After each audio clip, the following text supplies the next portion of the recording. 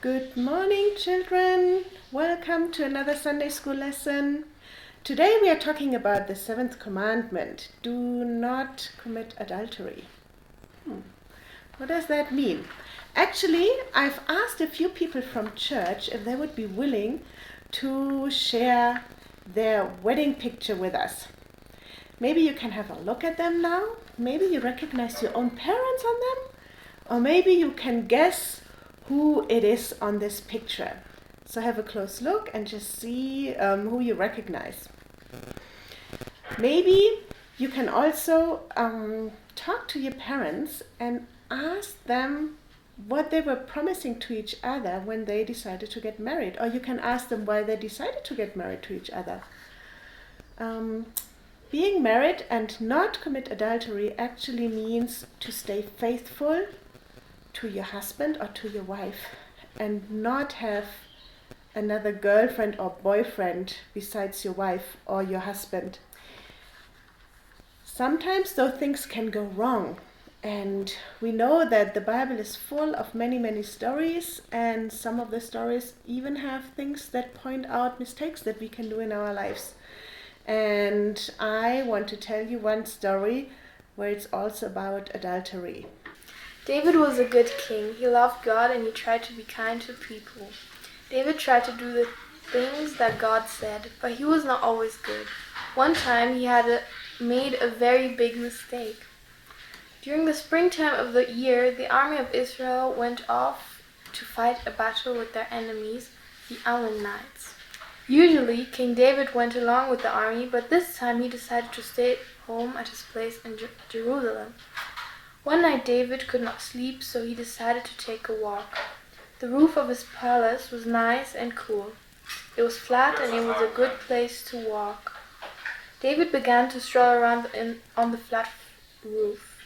While he was there, David saw something moving on another roof of another house. He looked more closely and realized that it was a woman taking a bath. David told his servant to go and tell the woman to come to his place. The woman's name was Bathsheba. Bathsheba's husband, Uriah the Hittite, was away fighting in the battles with David's army. David and Bathsheba became boyfriend and girlfriend. Bathsheba was already married, so what they did was wrong. David sent a message to his army general. He asked the army general to send Uriah home to Bathsheba. That way, everyone would see Bathsheba and her husband together. They would never guess that she and David had done anything wrong. But Uriah was a good man. He went straight to King David and told him all about the battles. He was so worried about all the soldiers that he had left in battle that he did not even go to see Bathsheba. Uriah thought it would not be fair if he got to see his wife, but none of the other soldiers got to see their wives. David even tried to trick Uriah into going to see Bathsheba. He got him drunk, but still Uriah would not go and see Bathsheba. Finally, David did another terrible thing. He wrote a letter to his army general. He told the general to order Uriah to fight in a battle. When the fighting got really tough, the general should tell all of the other soldiers to step back and stop helping Uriah fight. The general did just as David asked, and Uriah was killed in the battle. When David heard the news, he sent for Bathsheba and married her. Very soon Bathsheba had a baby. David thought no one would ever find out what he had done, but God knew what David had done.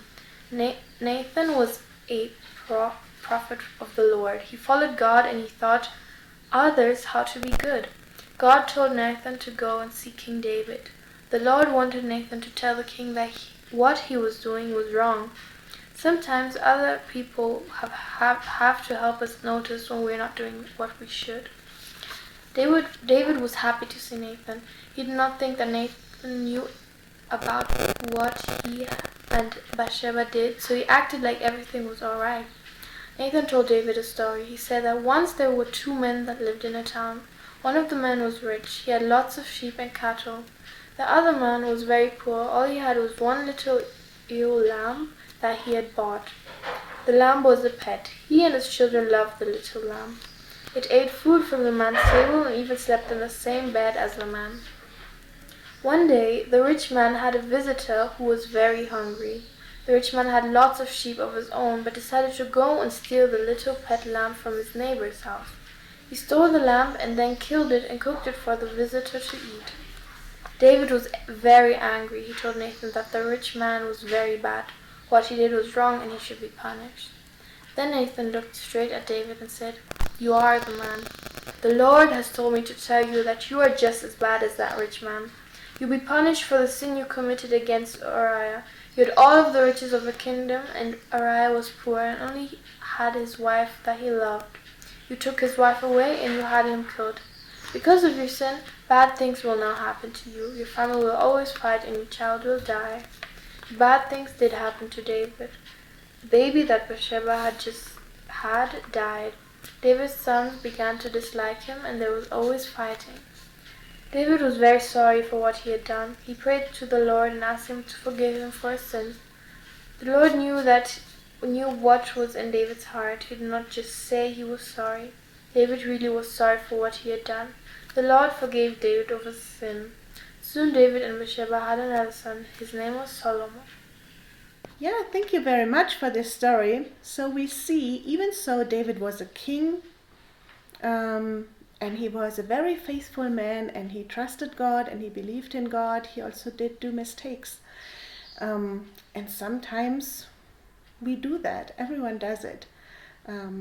We also heard in the story that he had to take all the consequences of it. We heard that his child died.